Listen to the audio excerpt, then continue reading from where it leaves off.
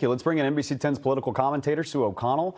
Sue, let's talk about the Senate. I think the makeup, correct me if I'm wrong, the makeup right now is 47-49, 47 Democrats, 49 Republicans, right? Yep, so, and some independents mixed in. Yeah, and some independents mixed in. I want to talk specifically, though, about the vulnerable incumbents in the Senate, right? Because the Democrats, they believe that they can beat Ted Cruz down in Texas. Explain why they think that this actually is possible. Well, you know, Colton, there's a saying in politics that Texas is where the Democrats' hopes and dreams go to die. But look, last month, Cruz was ahead of his competitor, Democrat Colin Allred, by 3 points. But now he's only ahead by 1 point. That is the wrong direction, right? Especially since Donald Trump is polling ahead of Kamala Harris in Texas by 5 points. This is bad news for Cruz. Look, Cruz has not been a popular lawmaker in Texas.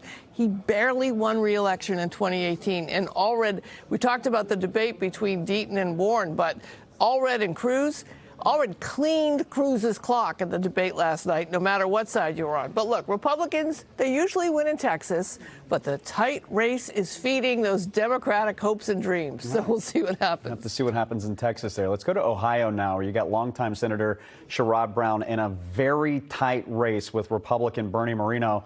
But really and truly, it's abortion that is taking center stage there in Ohio. Why is that? Well, after Roe v. Wade was overturned, Ohio responded, like many states, by enshrining abortion access in the Ohio state constitution. And Brown is reminding voters, the same ones who voted to protect abortion on the state level and may be voting for Donald Trump, that he is the pro-abortion rights candidate. And he's not doing it alone. He's getting some help from his opponent, Bernie Moreno. There was a cell phone video that surfaced of Moreno criticizing women who were over 50 years of age who supported abortion because, as he says in that video, quote, "I don't think that's an issue for you." So, of course, Brown has seized on the comment and making ads and blasting social media. Yeah, that's rich coming from a man. Right. All right. We've been talking a lot about Nebraska this year. You got incumbent Republican Senator Deb Fischer there. It's a deep red state. She's also endorsed by Donald Trump. Why is she in such a tight place in this race? Yeah, another surprising state to be talking about.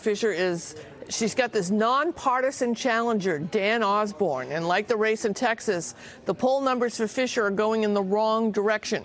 And voters there seem to be responding to Osborne's unaffiliated campaign. He's not a Democrat, says he could work with everyone. Now, remember, Nebraska traditionally votes for Republicans, but it's one of only 2 states where the winner doesn't take all of the presidential electoral college votes. So there is that one district that Kamala Harris is pouring millions of dollars into that could vote for her, and that could help the independent in this race. So shockingly, the Nebraska Republican senator fighting to keep her seat in the Senate. Wow. All right, Sue, as always, we appreciate you jumping on with us this afternoon. You're welcome. And, of course, everyone, don't forget we recap all the week's biggest political headlines every Sunday on At Issue. You can join Sue, Corey Smith, and Matt Pritchard. It starts at 11:30. That is immediately following Meet the Press. Priscilla?